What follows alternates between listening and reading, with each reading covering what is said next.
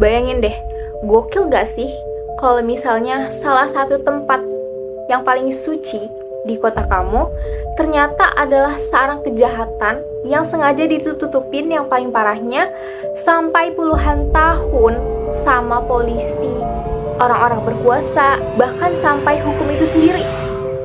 Gila. Sources to take that on. Years the church found out about it. It's not just Boston, it's a whole...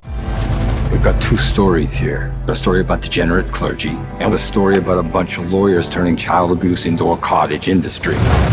Which story do you want us to write? Because we're writing one of them. They knew, and they let it happen. It could have been you, it could have been me, it could have been any of us.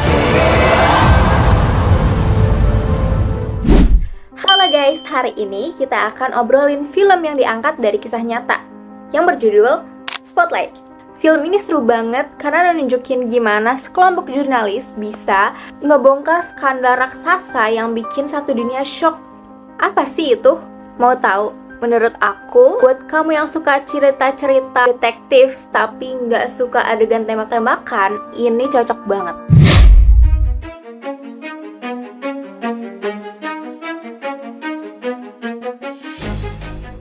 Pertama kita akan bahas sinopsis dan alur singkat dari film ini dulu kali ya. Cerita film ini dimulai pada tahun 2001 di sebuah kantor koran namanya Boston Globe. Pas ada bos baru masuk, nama bosnya ini Marty Baron. Dia ngerasa ada yang janggal sama kasus salah satu oknum pastor yang namanya Goghan.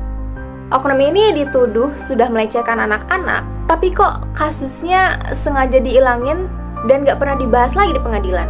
Akhirnya si bos, Martin Baron, nyuruh sekelompok investigasi khusus mereka yang namanya Spotlight ini buat menyelidiki kasus ini. Tim ini sebenarnya cuman 4 orang anggotanya. Cuman mereka kalau udah kerja, udah ngalah-ngalahin detektif swasta. Mereka mulai nyari pengacara korban-korban, ngobrol langsung sama korban yang selamat dan masa kecilnya hancur, sampai nyari bukti-bukti lama yang udah disembunyikan. He starts patting my leg. His hand just slides right up and he grabs my dick. You know, I just froze up. I was fucking petrified. I couldn't move.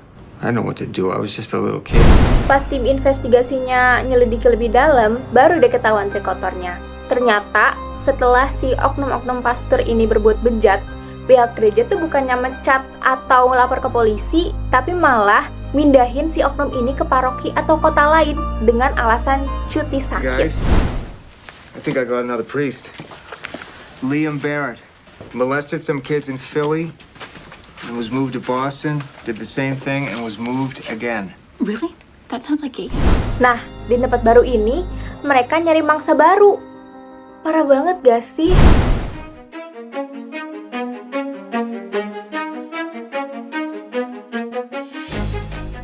Jadi ada beberapa adegan yang menurut saya ngena banget di hati gitu. Salah satunya ini korban selamat yang cerita kalau mereka tuh dijebak pas kecil.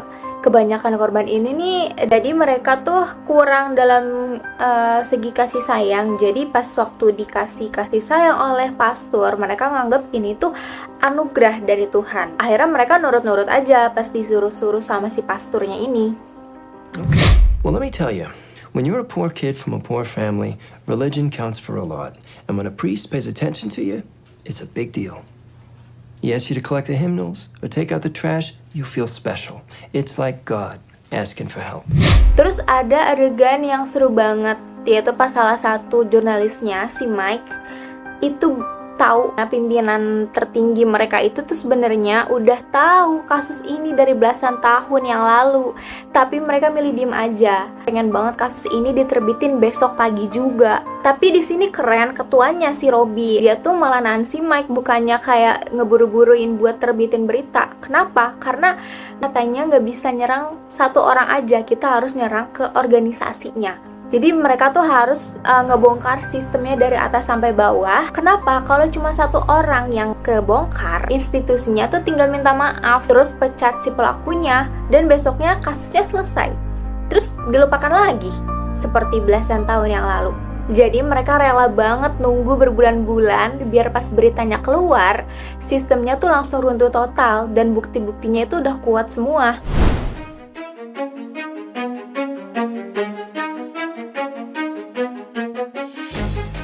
Ya, kalau kamu perhatiin cara mereka kerja, mereka itu benar-benar definisi jurnalis yang taat dan baik. Kenapa? Karena rata-rata pembaca koran mereka itu adalah umat-umat yang taat. Dan kalau misalnya mereka menerbitkan kasus ini ke koran mereka, besar banget kemungkinan kalau koran mereka tuh bakal bangkrut dan diboikot sama umatnya. Tapi demi kebenaran nih, mereka berani menerbitkan berita ini di koran mereka sendiri. Keren banget gak sih? Nah yang kedua, mereka nggak asal bikin berita dari hoax atau cuma modal katanya. Mereka benar-benar ngecek fakta dari rumah ke rumah, baca buku ribuan, sampai datanya valid 100%.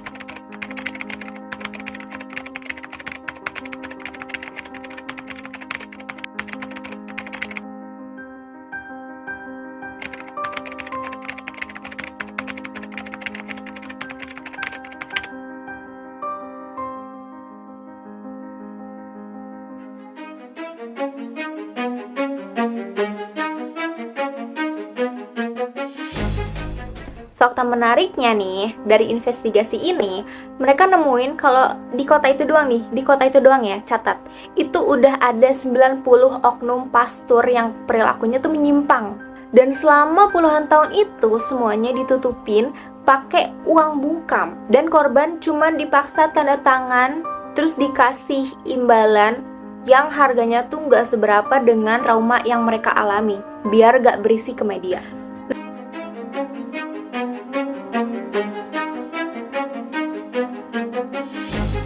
Nah, dampaknya nih pas beritanya terbit di tahun 2022, efeknya tuh gila banget, besar banget guys. Kasus ini tuh langsung ngebuka mata dunia dan bikin korban-korban di negara lain itu berani ikutan speak up terkait kasus ini. Nah, khusus di kota Boston aja ada 249 oknum yang akhirnya diproses hukum. Korbannya nih ada 1000-an orang dan pimpinan tertingginya dipaksa mundur dari jabatan. Film Spotlight ini ngebuktiin kalau di zaman sekarang, berita-berita zaman sekarang itu banyak yang lebih ngincer clickbait buat viral. Tapi berita yang kayak gini, yang dalam, akurat, dan penyelidikannya tuh sampai berbulan-bulan itu tetap penting banget buat negakin keadilan gak sih? Nah, film ini berhasil menangin piala Oscar, tapi bukan karena banyak adegan dramatis atau tembak-tembakan atau banyak CGI-nya, tapi karena ceritanya nih beneran sedalam dan sesakit itu, karena kisahnya based on true story.